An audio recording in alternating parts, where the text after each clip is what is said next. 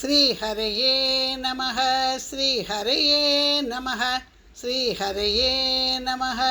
गोपिका जीवनस्मरणं गोविन्दा गोविन्दा। दशकं 37 श्रीकृष्णावतार प्रस्तावम्। सान्द्रानन्दतनोहरे ननुपुरा दैवासुरे सङ्गरे त्वत्कृता अपि कर्मशेषवशतो ये तेन याता गतिं तेषां भूतलजन्मनां दितिभुवां भारेण दूरार्दिता भूमिः प्राप विरिञ्जमाश्रितपदं देवैः पुरैवागतैः।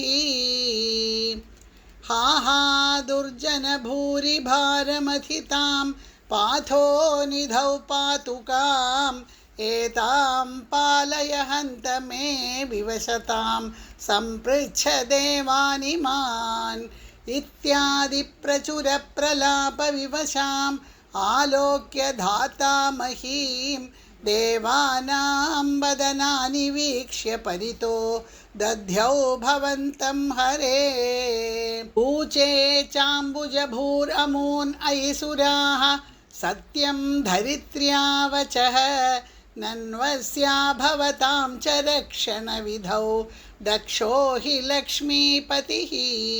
सर्वे शर्वपुरःसरा वयमितो गत्वा पयोवारिधिं नत्वा तं स्तुमहे जवात् इति ययुः साकं तवाकेतनम्।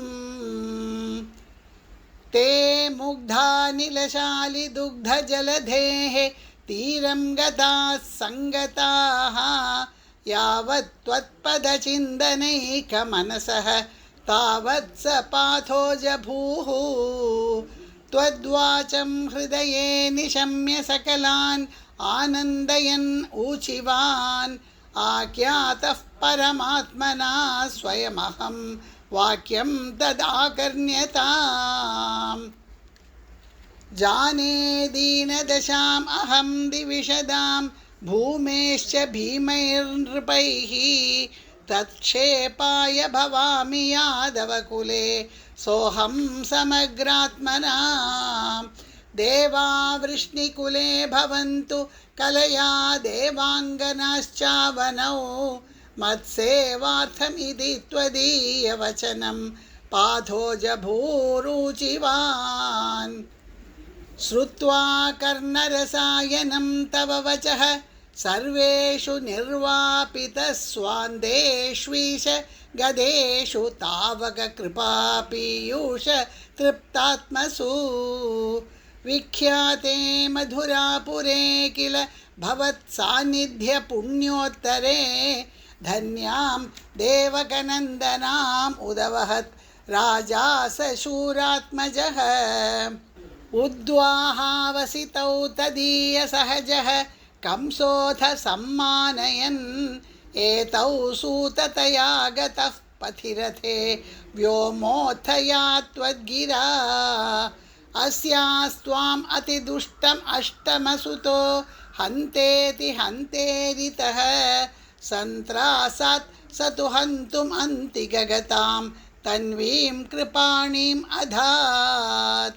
गृह्णानश्चिकुरेषु तां खलमतिः शौरेश्चिरं सान्त्वनैः नो मुञ्जन् पुनरात्मजार्पणगिरा प्रीतोऽथ यातो गृहान्। आद्यं त्वत्सहजं तथार्पितमपि स्नेहेन नाहन् असौ दुष्टानाम् अपि देवपुष्टकरुणा दृष्टा हि धीरेकदा। तावत् त्वन्मनसैव नारदमुनिः प्रोचे स भोजेश्वरं यूयं नन्वसुरासुराश्च यदवो जानासि किं न प्रभो।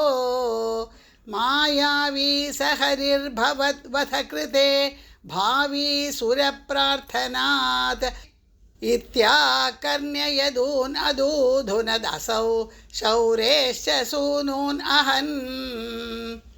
प्राप्ते सप्तमगर्भताम् अहिपतौ त्वत्प्रेरणान्मायया नीते माधवरोहिणीं त्वमपि भोः सच्चित्सुखैकात्मकः देवक्या जठरं विवेशिथ विभो संस्तूयमानः सुरैः सत्वं कृष्णविधूय रोगपटलीं भक्तिं परां देहि मे सत्वं कृष्णविधूय रोगपटलीं भक्तिं परां देहि मे सर्वत्र गोविन्दनामसङ्कीर्तनं गोविन्दा गोविन्दा।